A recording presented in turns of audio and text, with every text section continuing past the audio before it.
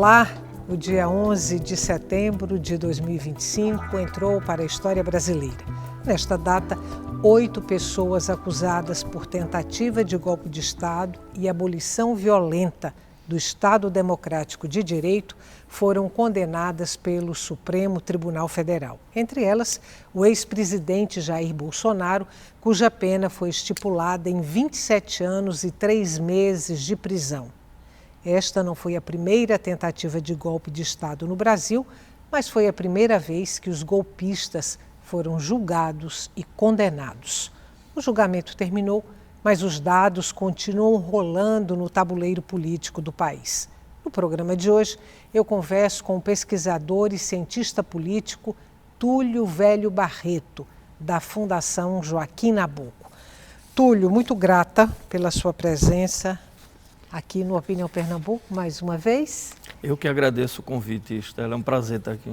Quero começar pedindo sua opinião sobre o resultado desse julgamento como marco referencial e como peça estratégica na luta em defesa da democracia brasileira. Sem dúvida alguma, foi um dia histórico, né, no país. Como você chamou a atenção, pela primeira vez, numa história republicana tão acidentada como a brasileira, né, a gente lembrar, desde a proclamação da República já foi um golpe, 1930 houve um golpe, e aí 37 outro golpe. Né, se a gente for pensar, o JK também foi alvo de golpe antes, em 54, né? Getúlio Vargas foi também alvo de uma tentativa de golpe, que terminou sendo bem sucedido 10 anos depois, em 64.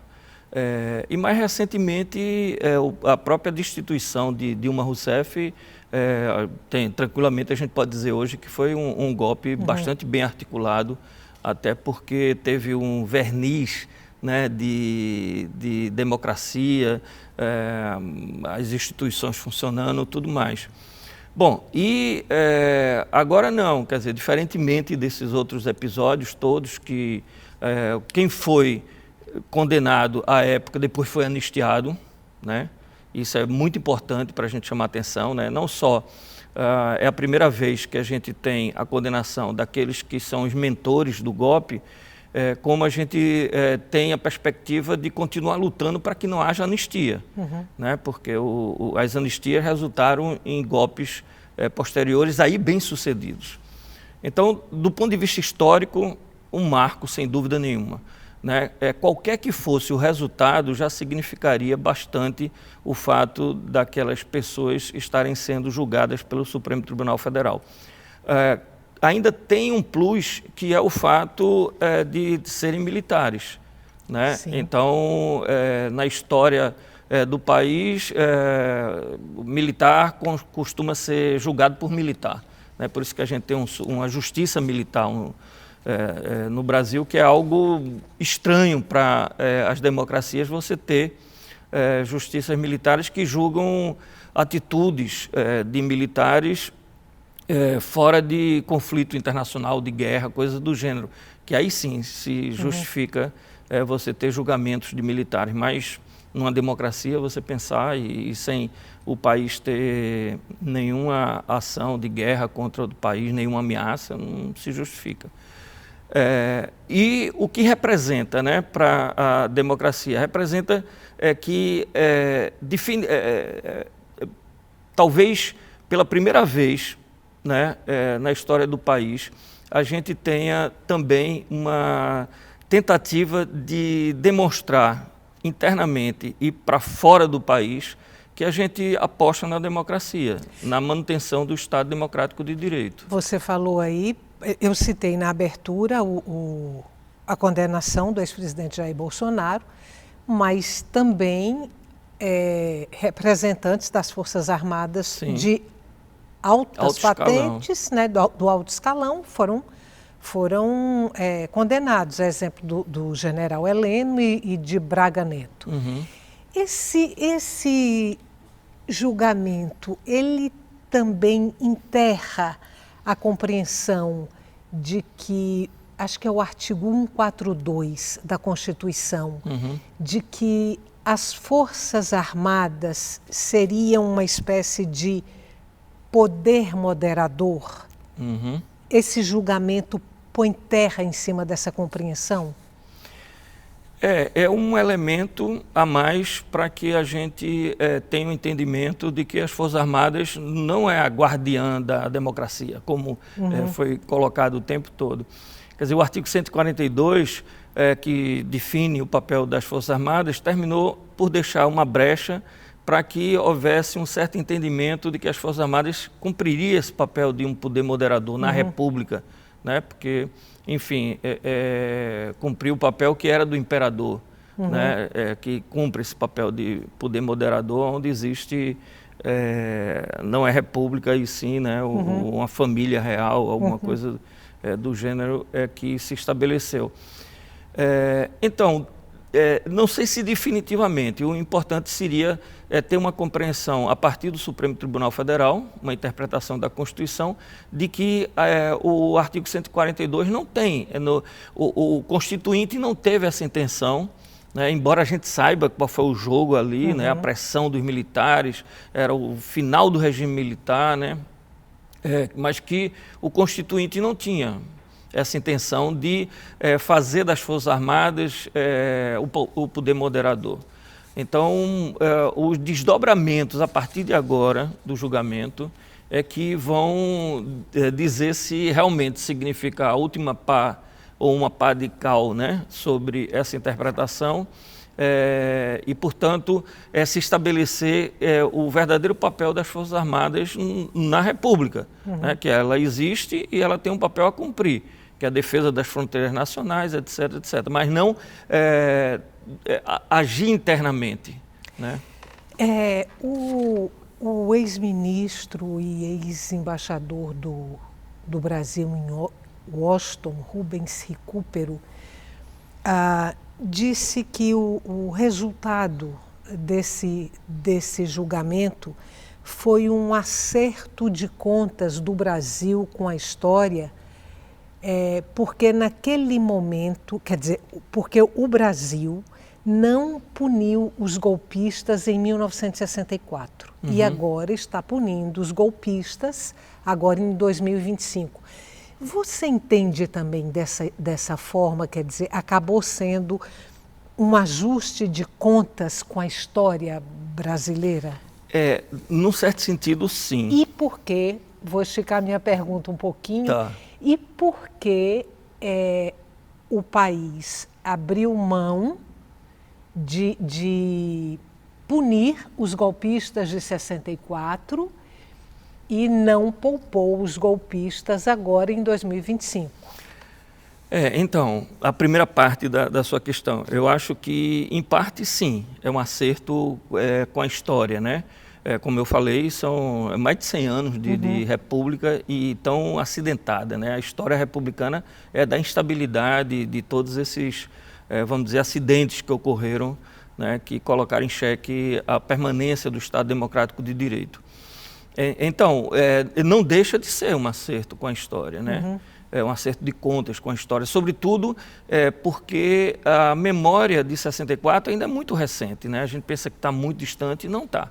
Do ponto de vista histórico, né, você ter 60 anos, 60 e poucos anos, é algo que ainda está na memória de gerações que sofreram ali, ou que sofreram no período do golpe, ou sofreram as medidas mais violentas que foram ocorrendo ao longo daqueles anos, como 68, por exemplo.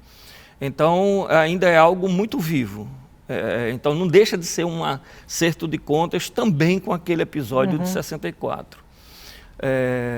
Bom, então, esse é um aspecto importante. A segunda parte da sua pergunta foi...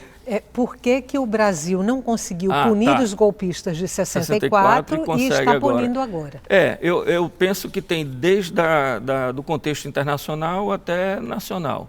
Né? O 64 a gente vivia o período da Guerra Fria, né? Tinha acabado de ocorrer a Revolução Cubana, acabado dos Estados Unidos praticamente invadir Cuba, né? Cuba se aliar completamente com a União Soviética, então... tinha esse contexto. É importante que o golpe de 64 foi um golpe articulado diretamente com os Estados Unidos, né? Assim, a gente se surpreende com a ação de alguns atores políticos hoje lá nos Estados Unidos, mas quem assistiu, Sylvie Tendler morreu recentemente, quem assistiu já o filme Django, vê as declarações de Carlos Lacerda saindo do gabinete do presidente dos Estados Unidos à época e falando como se fosse o presidente do Brasil, né? Negociando lá e certamente articulando o golpe. Depois, Lincoln Gordon, né, o embaixador norte-americano que passou pelo Brasil, a ação aqui em Pernambuco contra o governo Arraes, quer dizer, os Estados Unidos estavam aqui dentro, participando ativamente. E lá de fora, monitorando e apoiando, né, toda a operação de deslocamento de navios de guerra para a costa brasileira, né, no final de março, início de abril. Diferentemente hoje, quer dizer, não há um ambiente onde isso seja visto de forma como uma atitude de interesse de grande parte ou das grandes potências ocidentais. Não, quer dizer, o que a gente tem visto hoje são medidas, por exemplo, como o tarifaço, né? São medidas que impactam, mas não é uma intervenção de força direta, né, dos Estados Unidos.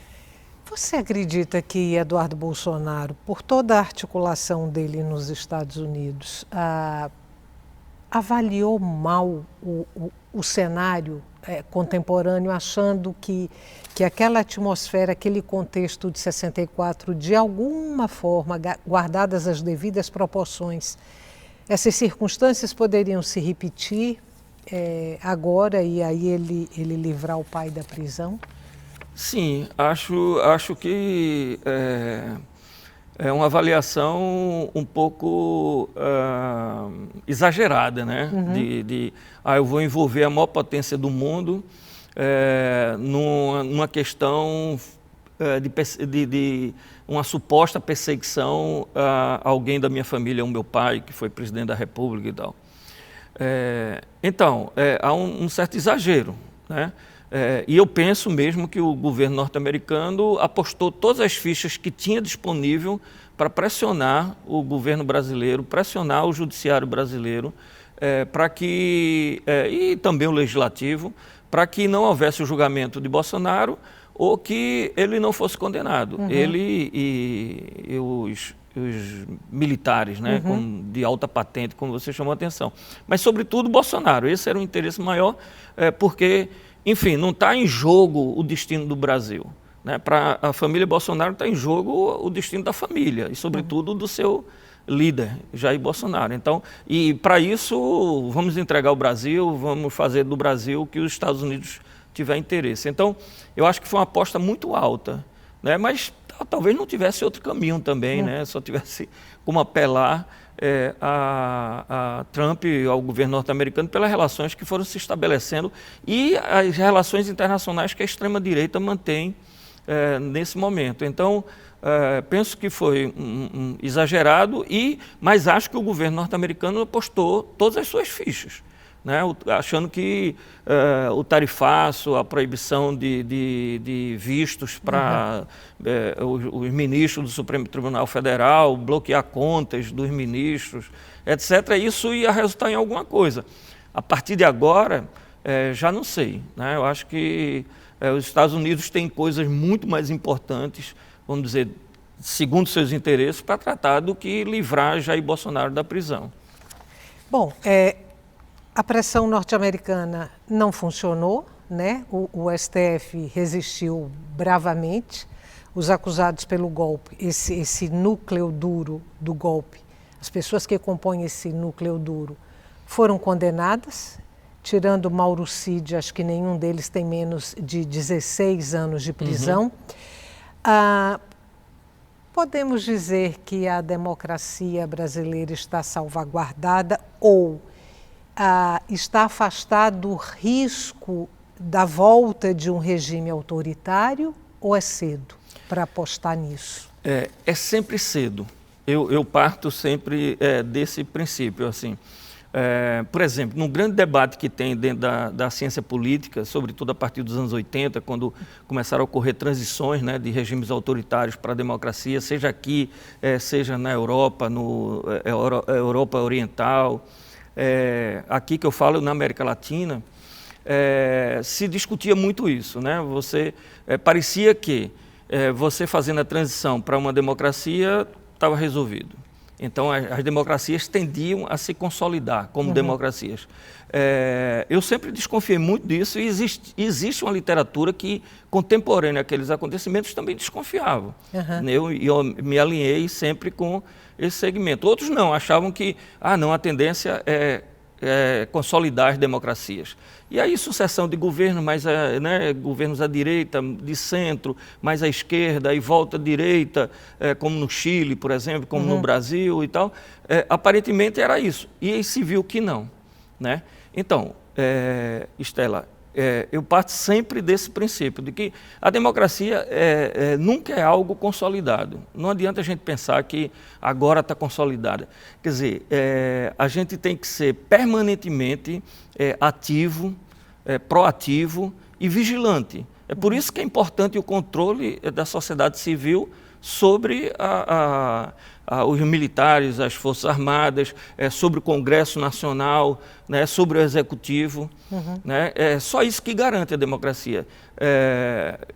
Passa pelos governos, inclusive democráticos, pessoas que, num contexto mais autoritário, né, mais conservador, mundial, ele se revelaria como um autoritário. É isso que a gente vê o tempo todo. Nós sempre utilizamos, eu estou falando assim de um modo geral, os cientistas políticos, os Estados Unidos, por exemplo, né? Os Estados Unidos têm instituições consolidadas, é uma democracia longeva e tal. E hoje os Estados Unidos está sob a direção de um projeto de Hitler. Né? Não é um exagero. Se o contexto mundial fosse aquele dos anos 30, né? Hoje Trump seria um Hitler. Ele não de forma cabal, né? Alguém como Hitler, porque, enfim, não tem condições, nem dentro dos Estados Unidos, nem fora dos Estados Unidos.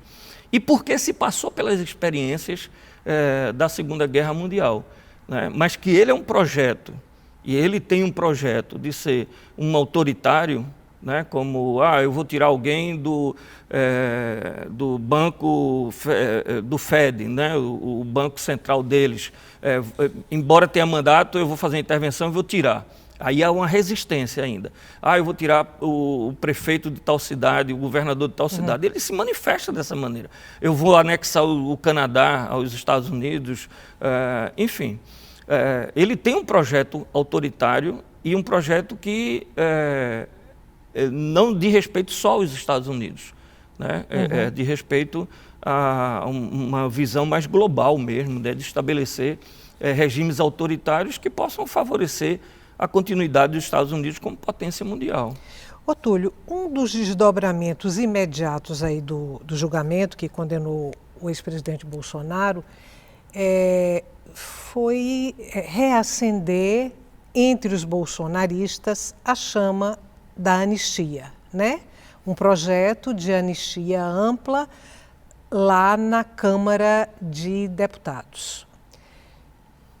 Na sua opinião, esse projeto vai morrer na própria Câmara?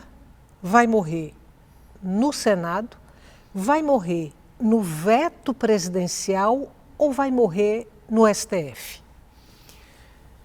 Então, é difícil fazer um prognóstico com relação ao que vai ocorrer em relação ao projeto, né?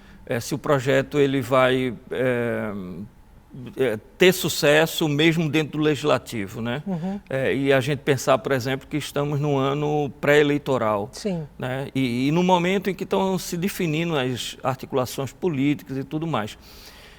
Então, depende muito do posicionamento da opinião pública, né? Os deputados, candidatos a deputados e senadores, por exemplo, eles hoje, eu penso, eles se sentem pressionados por tomar uma decisão que possa respingar na sua campanha eleitoral no próximo ano. Então, o mais importante é garantir meu mandato, e eu não sei até que ponto seria garantir a liberdade de Bolsonaro, por exemplo, né? É diferente de se um presidente da extrema-direita, um candidato da extrema-direita a presidente, ganhar as eleições no próximo ano, aí sim, aí eu acho que pode se reproduzir o que Trump fez. Anistiou as pessoas que invadiram o Capitólio e que tentaram contra a democracia naqueles 6 de janeiro deles, né? Então, talvez ali, nessa perspectiva, que talvez possa progredir, ou prosperar, melhor dizendo, uma anistia, né? Em relação ao Congresso, é o que eu falei, né? Depende muito do que a opinião pública aponte nesse momento, pressionando os parlamentares. Isso tanto cabe para a Câmara como cabe para o Senado, o Congresso como um todo. O Supremo Tribunal Federal, claro, o Supremo vai até as últimas consequências com relação a essa medida, né? A gente tem que entender que a decisão do Supremo Tribunal Federal, ela tem uma repercussão política, mas não é uma decisão política, é uma posição jurídica, né? À luz do direito. O que foi feito é à luz do direito. A dizer que é um julgamento político é uma farsa, né? É tentar manipular a opinião pública. Agora, a sua consequência é política. Bom, e ainda tem a possibilidade do veto, né? Do veto presidencial. Então, é um longo caminho a percorrer que eu acho que vai fazer com que vá se filtrando dentro do Congresso, né? Para que a anistia não seja, com a licença da palavra, a possibilidade de criar uma grande esculhambação, né? Jurídica no país, né? De tal forma que você, como se pensou, né? Até crimes futuros estariam garantidos do ponto de vista da anistia. Quer dizer, acabar com o Estado Democrático de Direito. Não funciona dessa forma, né?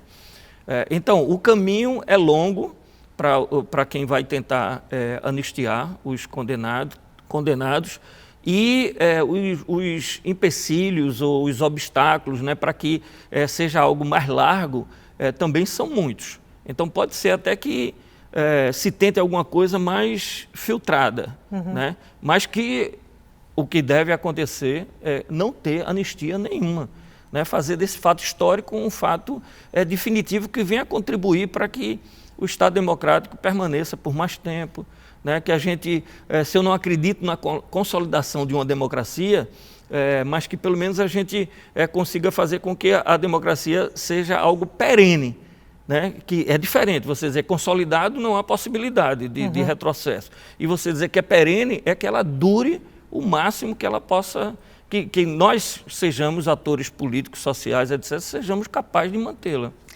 Esses últimos acontecimentos envolvendo o governo brasileiro e o governo de Donald Trump, e aí entre esses últimos acontecimentos, obviamente, o tarifaço, né, em cima das exportações brasileiras, e a reação dos bolsonaristas frente a esses acontecimentos.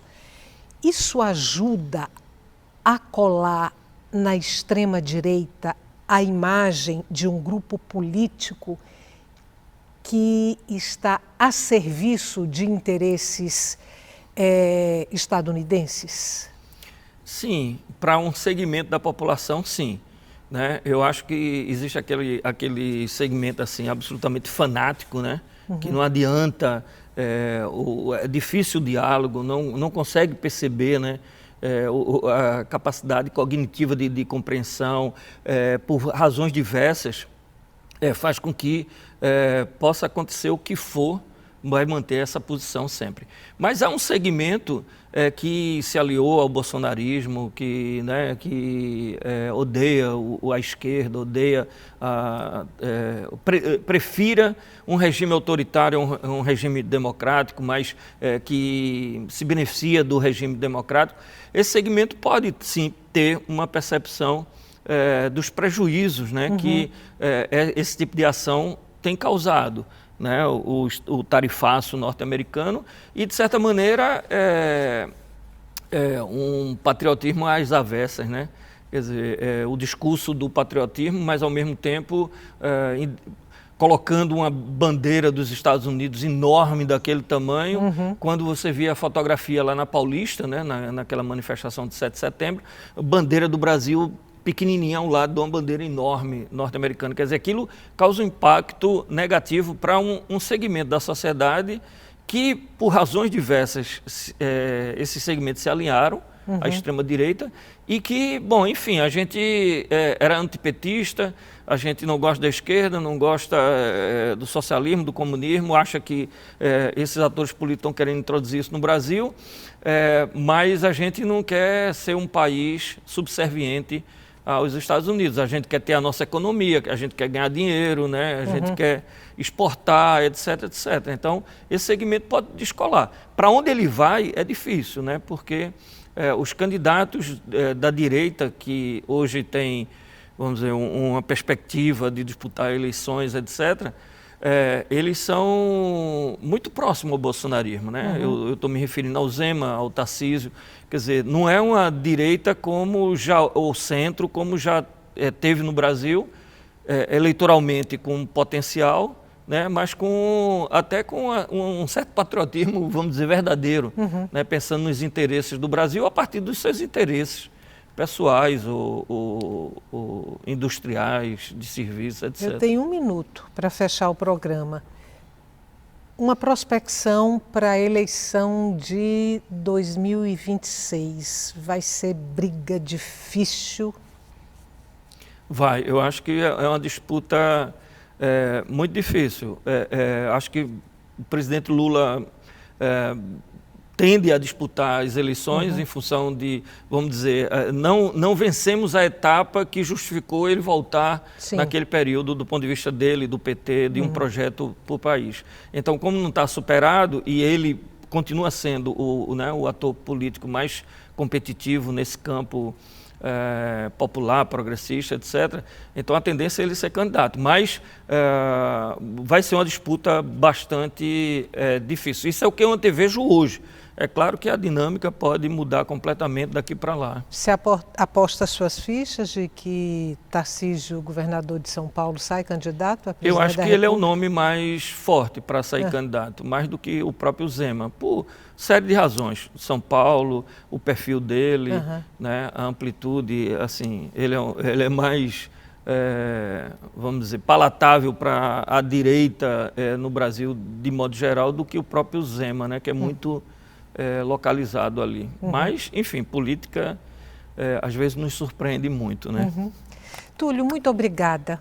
Mais uma vez, volte sempre. Assunto não há de faltar para a gente conversar. Sim, claro, estou sempre à disposição. Muito obrigada. Obrigado pelo convite. Para você que ficou com a gente até agora, muito obrigada pela companhia e até o nosso próximo encontro.